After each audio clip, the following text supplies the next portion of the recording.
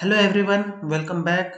Next topic, use the CSS transform property skewY to skew an element along y axis. skew x के through हम लोग कैसे x horizontal axis पर skew कर सकते हैं वो तो देख लिए। अब अगर वर्टिकल एक्सिस यानी कि वाई एक्सिस पर चेंजेज करना स्क्यू करना है किसी एलिमेंट को तो वो कैसे करेंगे वो आगे चल के देखेंगे।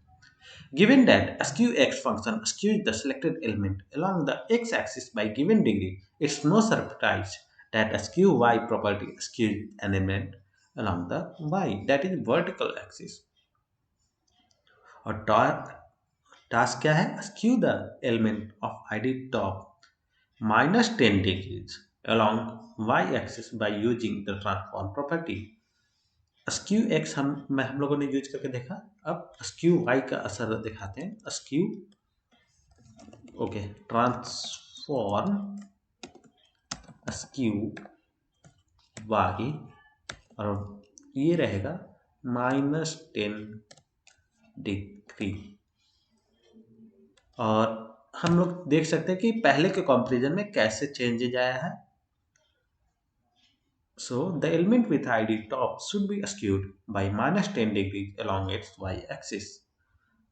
So run the tests and successful download my solution, and thanks guys for watching. See you in the next video. Till then, bye bye.